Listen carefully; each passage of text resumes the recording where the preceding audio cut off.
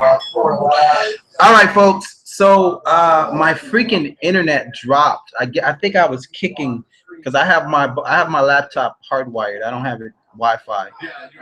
So I was kicking it. So I am back. I had to get off the other live stream. I hope I can get everybody back that was in the live stream right now. There have been protests in New York. There has been protests. We saw protests in we saw protests in Ferguson. We saw cars on fire right now. We saw a Little Caesars that was on fire.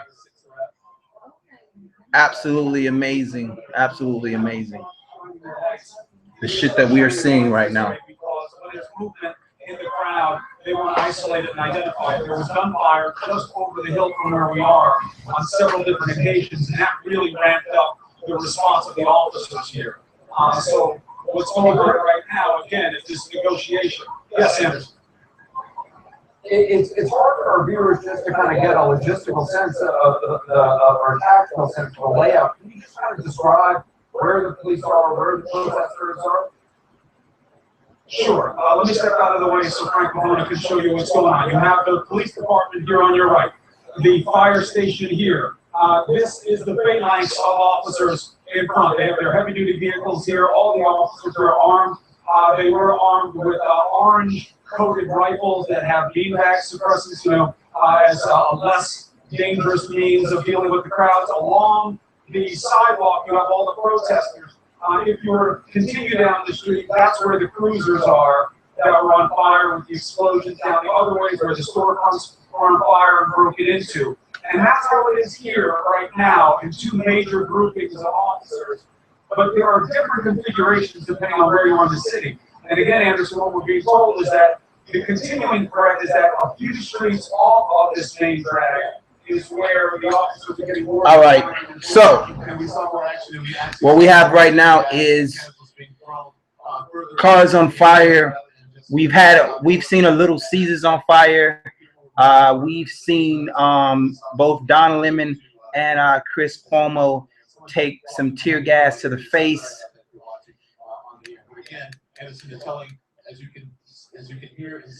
And we are seeing craziness. New York City had a protest going on, but that one seemed a lot more civilized. On the sidewalk and not blocking traffic in the middle of the street. So the issue comes when people are trying to get home from work, when people are trying to get wherever they're going to, and there are protesters in the middle of the street that are blocking the street. Those are really the people who have been getting arrested. Really not violent or looting or any of that. That's something that we've only witnessed tonight, and then during the initial unrest. Ways as a function, Anderson, of recuperation. They get hit by this tear gas. It takes you a while, and you know this well, Anderson, and you too, Don, unfortunately from experience. Then why they call it tear gas?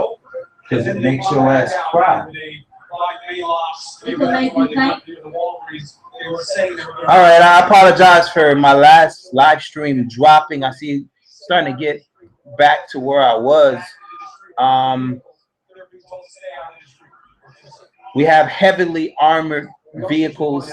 We've seen Little Caesars burnt to the ground, several cars burnt, and we've also seen a protest in New York City. At one point, they seem to have the road actually shut down. I-44 shut down. It looks like it still is shut down. Whether that's because of the, or it looks like both a combination of police and protesters. It looks like those are lines of police. It looks like from where I'm standing, I'm under some wall, and it looks as if the protesters seem to have kind of moved on. But obviously that is as Don, you were saying, that's one of the major roads in St. Louis, correct?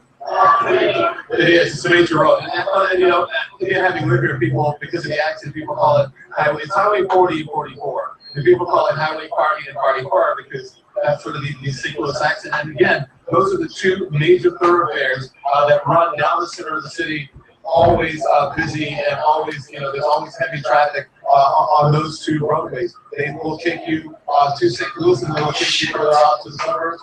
You have to get onto another highway to go either, past past the airport into other areas. If those pictures that you were showing are monitors a little bit bigger here, Anderson, and those were some protesters that were out on Highway 44, and also the police blocking them, and sort of in the same way that they're doing here, trying to corral them into sections to get them off of that highway. It's probably not as big a deal right now because it's late into the evening that Highway 44 Not the type of stuff I want to see. when people are trying to make their way even You know what I to mean? next city shopping, that's really going to provide a problem if that is indeed still happening, Anderson. Is there a person, is there any way to know at this point how much of this is people from outside the community, people who have come here specifically because of the attention, because of the focus on this announcement tonight? I've got an answer for you. I can't tell you how many people in this particular crowd because we haven't checked, and usually you don't find out that information until someone is arrested and you get their address from their driver's license or identification. But if you look back over the past several months, every once in a while you'll see someone that has a Ferguson address. All right, so what we have going on right now is we have another building on fire. That doesn't look like the same Little Caesars that was on fire. That looks to be another building. Who is from Ferguson, Missouri. I saw one, I think, last night, the other night, and maybe one earlier in the week. But for the most part, if you listen to the residents here, the people who live in Ferguson, yes, they will acknowledge that there is an issue when it comes to the interaction and the relationship between police and the community, and they want that to be worked out. But they also want peace in their neighborhoods. They don't want their fellow residents, the people who own stores here, to be looted, as we witnessed earlier. And it is an embarrassment to them when, for most of the people, when that happens. Now, obviously, some of the people that you saw here this evening looting that liquor store, that convenience store, some of those people are sadly going to be from Ferguson, Missouri. But I have to tell you, that's not the fault of the residents of Ferguson, Missouri. It's a sad statement to look at that. But again, and there you are witnessing it. You see on the other side of your screen, people looting. I can't exactly see the name of it, but it looks like it's Right now we have people that are supporting Mike Brown, supposedly running into an auto parts store because spark plugs are supporting Mike Brown so much. Where people looting a O'Reilly Auto Parts right now. Fucking ridiculous. Just a short time after the initial announcement was made. Tear gas flooding from there. I also want to check in with Stephanie Elam. I think. Oh, sorry, go ahead. Yeah, we're beginning to smell tear gas again. I'm not sure if it's being thrown into the crowd, but again, as Chris was saying, The wind is shifting, and they've had a lot of it in the air here. So it's probably just a residual effect that we haven't heard any kind of shot. But it is important to know you have different groups here. There's no question about it, because here you have a dialogue going on with police and one set of protesters. But behind us, there are much more forceful agitators saying we're not going to be peaceful, and there's much more of a provocative tone coming from them. Wow. Different aspects to this, depending on where you are. And as you said, Anderson, it's very fluid. The question is, how do they control the number of episodes as they continue to expand? 11:47. I'm gonna stay up for another 13 minutes, and I gotta get out of here. Shooting it in. I haven't seen any new panels. so again, that's what we're witnessing here. Again, the same thing over and over. The same thing over and over here. They're telling people to get off the It's pointed at my TV. Don, I gotta go to Stephanie. Don, I gotta go to Stephanie. Stephanie, what's going on? Stephanie, you're on there. Please don't even backing off here. I'm still on West Florissant where I'm standing right now. And we just kind of ran to take cover because there were a lot of gunshots and they were coming closer to where Oh wow! So now we have gunshots coming. A little bit here to show you what we can see. And as you can see, there's 3 buildings that are on fire. There's beauty salons over here. Okay, now we have still smoldering, but We have 3 buildings on fire, including a beauty salon. I know a Little Caesars is the other one. Wow. Back behind this police line that you can see there, law enforcement. They are burning Ferguson to the ground right now. Get out of the street, back out of the way. Even the media, they wanted it out of the way. So that's why you see a lot of media now back behind them. But in front of that line, that's where the gunfire was coming from. And we saw people scattering, going in both directions. And then it seemed to be coming towards us in this direction. Now I don't hear anything, but it was a lot of gunfire, actually, for a bit. And we're standing, I don't see anybody else here except pretty much media. And everyone else is back on the other side of that. And as you can see, that building down there, I think it's an office. Yeah. Stephanie, let me just ask you a couple questions. You talked about gunfire. Do you know if it was a handgun? Can you tell if it was a rifle? Oh, let's listen. It sounds like a handgun, what I just heard right now. Okay, approximately how far away? Yeah, I would say a handgun. It stopped again. Okay. Approximately how far away from you is it, do you think? Oh, I would say it was probably. And now we have gunshots going on that are being reported. 300, 400 feet away. It was not far. It was really close. It sounded like. It was really close, and it sounded like it was coming this way. But I did see there was also a helicopter overhead for a bit that had its light that was shining going around the neighborhood of where I am. But for the most part, out here on this side of the street, it's deserted. And then we did see law enforcement regroup, and they're now lined back up again. There's some over there in that little shopping center area standing there as well. So whoever it was, it seems to have been well. But for a minute there, even law enforcement seemed to be a little uneasy. Wow. Be careful. Make sure you have an area that you can. So we have live gunshots going off right now. And your crew. While you regroup, I do want to check it back in with Mark O'Mara, who has been going through the large amount of documents, eyewitness statements, testimony that was given to the grand jury. Mark, I know you have a lot of help in this as well. What stands out to you so far? We'll talk a little bit more about some of the things you're looking at. Well, a couple of things. Lacey's going to talk to you in a moment about sort of the situation at the car. Those pushes for peace Escalated have fallen on deaf ears.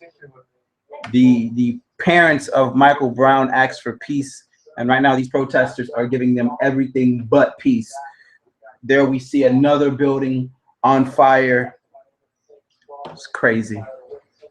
Yeah. I need to keep them on check. I'm dead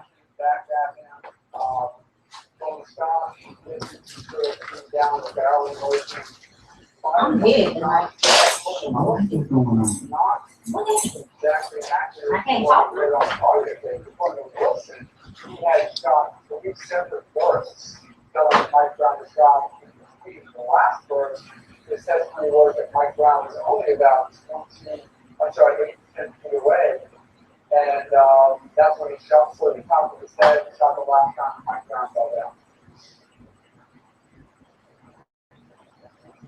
So Mike Brown, when he finally fell, you're saying, according to Wilson's testimony, was 8 to 10 feet away from Micheal? Yes, so the last volley of shots, Wilson said he saw him coming, thought he was going to run right through him, or tackle him. He looked down at his sights and shot him. When he looked down and shot, he actually saw Mike Brown's top of the head. That's what he shot at. That, of course, we now know was the fatal shot that put Mike Brown down, literally about 8 or 10 feet away from where John Wilson was. And so, according to Officer Wilson, there was no. We know exactly what occurred at the vehicle. According again, when I say we know what occurred, I mean according to Officer Wilson. And I think Lisa Wayne was here. Crazy. That part of this will be right next to you. Okay.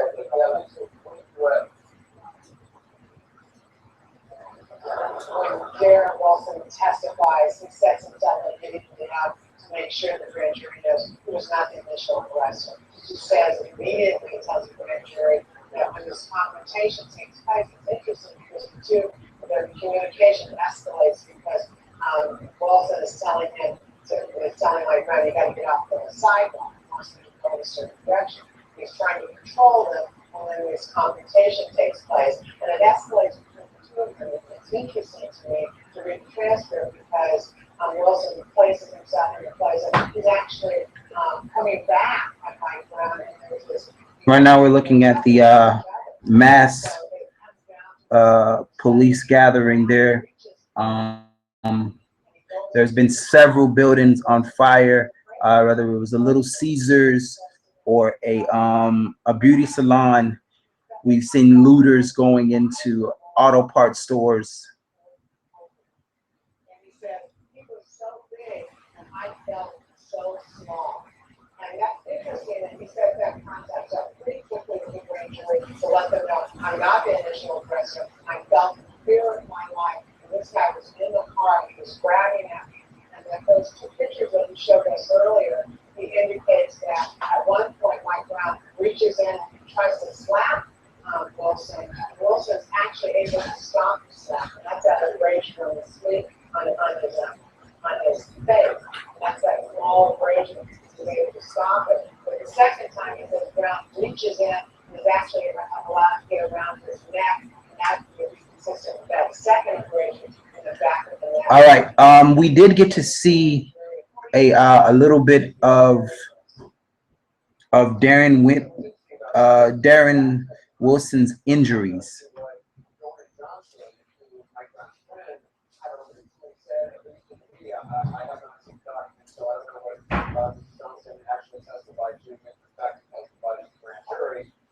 He had initially claimed, just from I'm saying this just from my memory, that Orlando Wilson actually grabbed at Mike Brown, and that's what started their being brought. That's clearly not Orlando Wilson.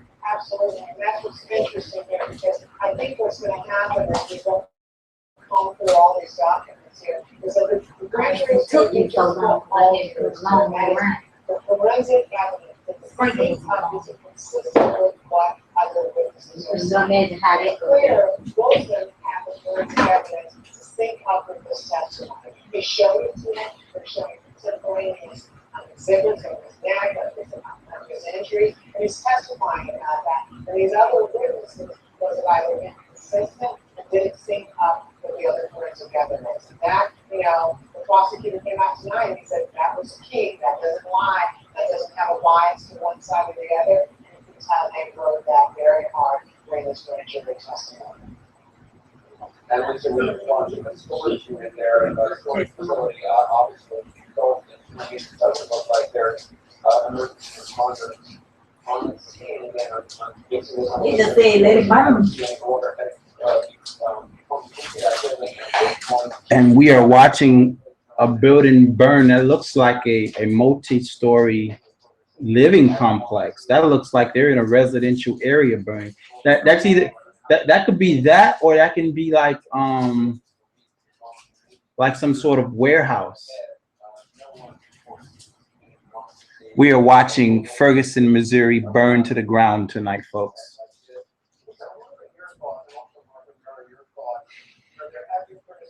Of the prosecutor for delaying this announcement until 8 o'clock local time, until darkness had fallen. I'm wondering if you think it would have made a difference in terms of some of the violence we've seen, some of what was witnessed in the last several hours since the announcement was made, if the announcement had been made during this daylight hour.